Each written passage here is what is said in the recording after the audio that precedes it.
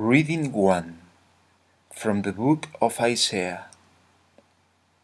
For as the rain and the snow come down from the sky, and do not return before having watered the earth, fertilizing it and making it germinate to provide seed for the sower and food to eat, so it is with the word that goes from my mouth.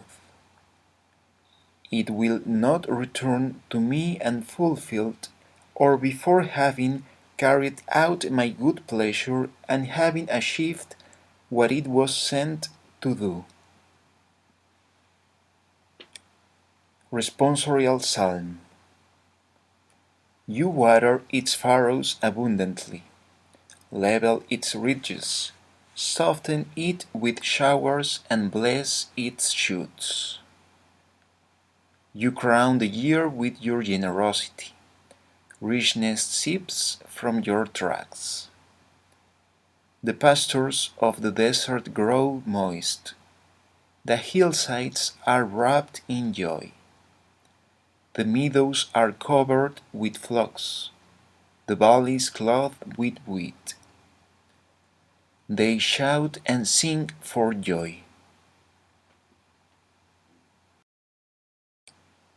Reading 2 from the book of Romans.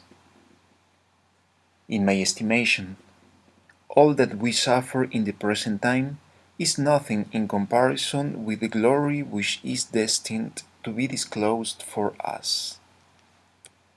For the whole creation is waiting with eagerness for the children of God to be revealed.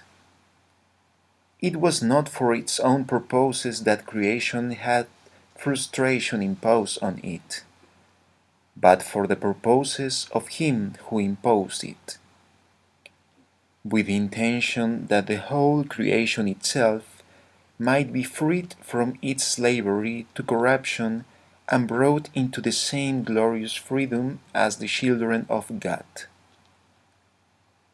We are well aware that the whole creation until this time has been groaning in labor pains. And not only that, we too, who have the first fruits of the Spirit, even we are groaning inside ourselves, waiting with eagerness for our bodies to be set free.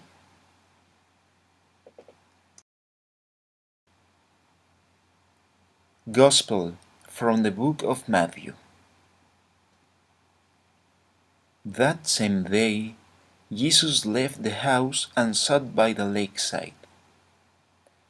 But such large crowds gathered round him that he got into a boat and sat there. The people all stood on the shore. And he told them many things in parables. He said, Listen, a sower went out to sow. As he sowed, some seeds fell on the edge of the path, and the birds came and ate them up. Others fell on patches of rock, where they found little soil and sprang up at once, because there was no depth or earth. But as soon as the sun came up, they were scorched, and, not having any roots, they withered away. Others fell among thorns, and the thorns grew up and choked them. Others fell on rich soil and produced their crop, some 100-fold, some 60, some 30.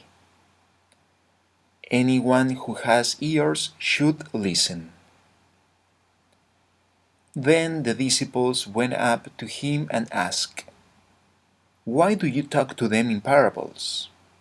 In answer he said, Because to you is granted to understand the mysteries of the kingdom of heaven, but to them it is not granted.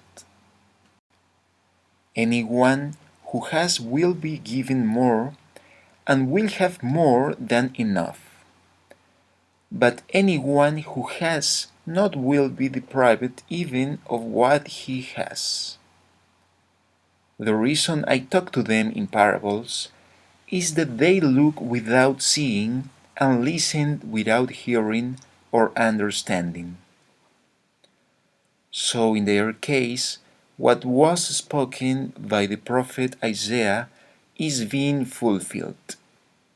Listen and listen, but never understand.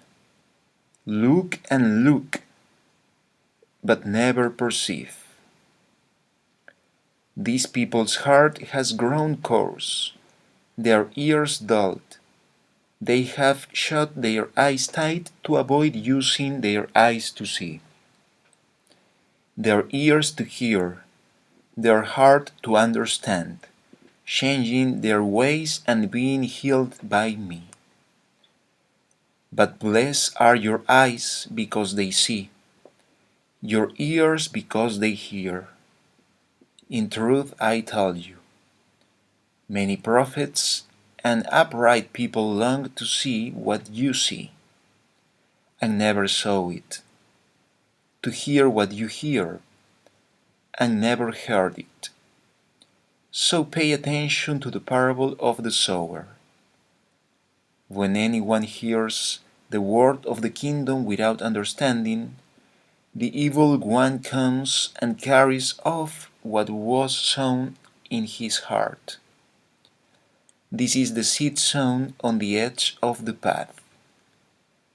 The seed sown on patches of rock is someone who hears the word and welcomes it at once with joy. But such a person has no root deep down and does not last. Should some trial come or some persecution on account of the word, at once he falls away. The seed sown in thorns is someone who hears the word, but the worry of the world and the lure of riches shock the word, and so it produces nothing. And the seed sown in rich soil is someone who hears the word and understands it. This is the one who yields a harvest and produces now 100-fold, now 60, now 30.